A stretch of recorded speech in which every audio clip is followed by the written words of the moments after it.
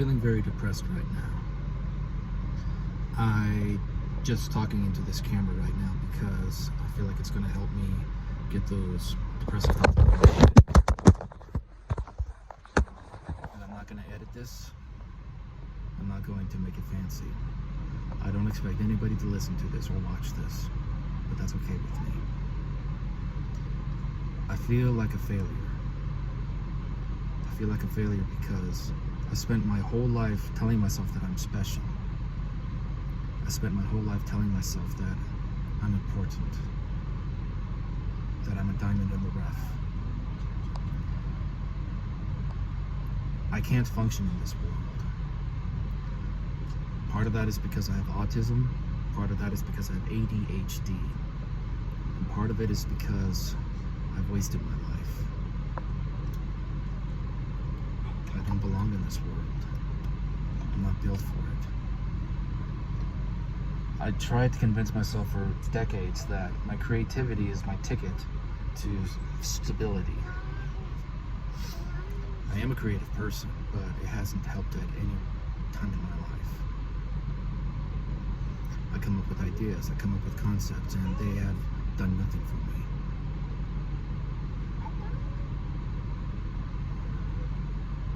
I have no realistic job skills. I got a degree from college that is useless. A communications degree. I had the option in college to to specialize in public relations, and I didn't take it. And I kicked myself in the butt for that.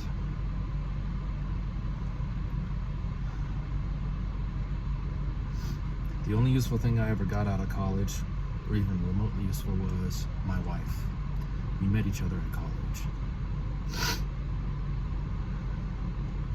My parents didn't want us to get married. My brothers stayed out of it. Marriage has been a nightmare. Nevertheless, my wife and I are working through it. We have made improvements. Our marriage, our relationship is better than it's ever been. And yet I still feel like this. It doesn't mean I'm asking for sympathy. It doesn't mean that I'm asking for pity. Just sharing how I feel right now, at this moment. You can see in the corner of this video that there's a child. That's our son. Our son is 3 years old. He also has autism. He's delayed in his development. He has the body of a 4-year-old. He's size 4, going on size 5. But he doesn't have the cognitive ability of that age. He can babble and say some words, but he doesn't know how to talk to people or tell us how he feels. But he does understand the English language very well. He understands what I'm saying right now. And Zion, if you ever watch this in the future, just know that no matter what, I do love you. I'm sorry that I wasn't a better father. I feel like I'm a failure as a father because I don't know how to help him. He's going through a lot of the things that I went through. But I just don't have the qualifications to help him. My wife and I have been working so hard to get him into therapies of various kinds, ABA, speech. We have him in swim lessons right now because we've got nothing else for him to do. We've got to get his brain working so that he can learn to talk to us. But we just don't have it right now. And in spite of all of that, he's still a very happy boy, which I am grateful for. Normally, I am a very happy person. I'm just going through a depressive slump right now. I've spent my whole life telling myself I'm special. But the truth is I'm not. I have nothing to offer this world. My creativity is useless. I have no marketable skills.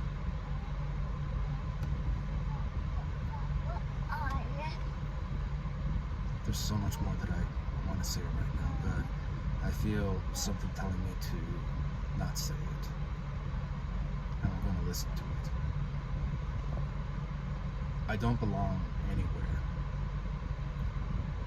I was born in the Church of Jesus Christ of Latter-day Saints. That automatically means I don't belong in this world, in the secular world, or even in the Christian world.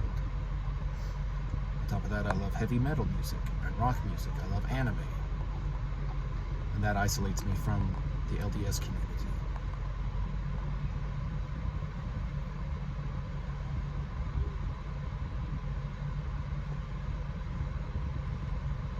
I don't belong anywhere.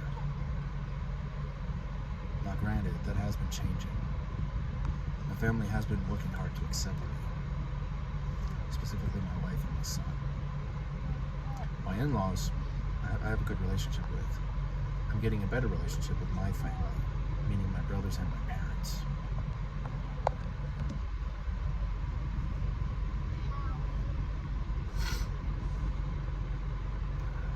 I'm surprised that my brothers actually do care enough about me to show up to things that I do. Because for the longest time I felt like I was an embarrassment to them. That I had no place among them. For the longest time I've always felt like my parents were disappointed in me. That I was never able to do the things that they wanted me to do. Again, there's so much more I want to say, but I feel something telling me not to say it. I served a mission for the Church of Jesus Christ of Latter-day Saints to Africa from 2009 to 2011. I was in the countries of Zimbabwe, Zambia, and Malawi. I did my mission training in South Africa. I felt accepted when I was there.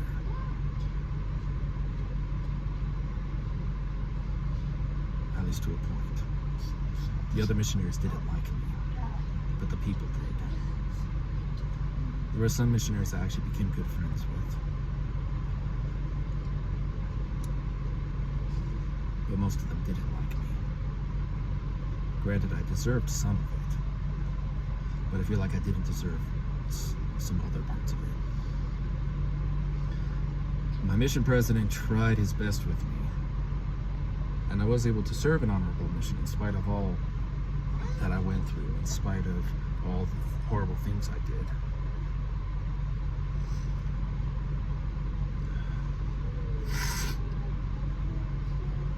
When I came home, I immediately went to school. I went to the same school before my mission, because my parents said so, and I didn't know what else to do. And it was easy. The school was Utah Valley University. I struggled at school. On campus, there is an institute of religion run by the LDS Church. That's where I met my wife.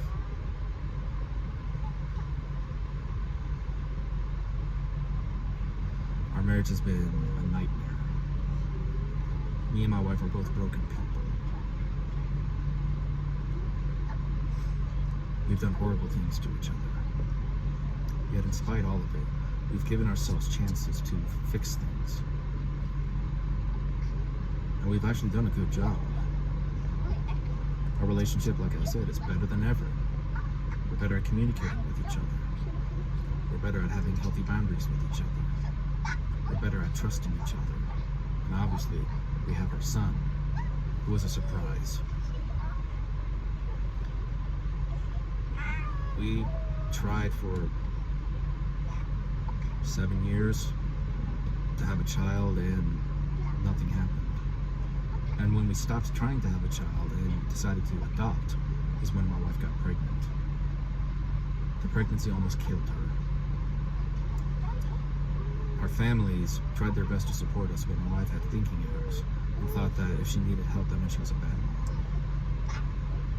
Her brother decided to tell her, after the kid was born, after my parents had left, to tell her that she was a horrible mother, that she was putting too much responsibility on her mom and her and my mother-in-law's new husband, that he was going to end up raising her kid. Where was I while this is happening? I was in the hospital. For the second time in my life, I was in the hospital for mental health reasons. I was suffering from severe male postpartum depression, and I needed to get help. By the grace of God, I got on the right meds right away. My wife's body was broken from the pregnancy.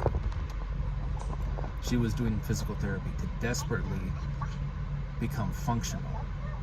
Not to become amazing, but functional. My brother-in-law decided to say those horrible things to my wife during that period.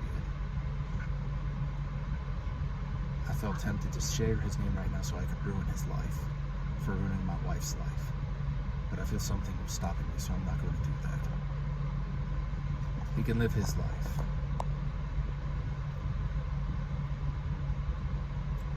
But through it all, my wife and I have come through it, and we've come out better. And yet that still doesn't make me feel better. I have major depressive disorder, which is what you're seeing right now.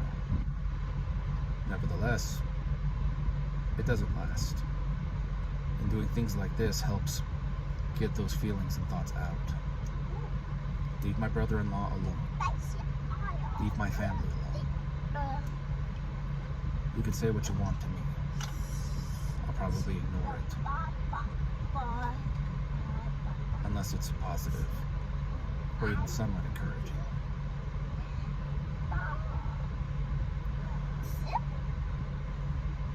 I think I spent enough time talking into this. I'm gonna go with my son into the mall to kill time while my wife is at her therapy appointment.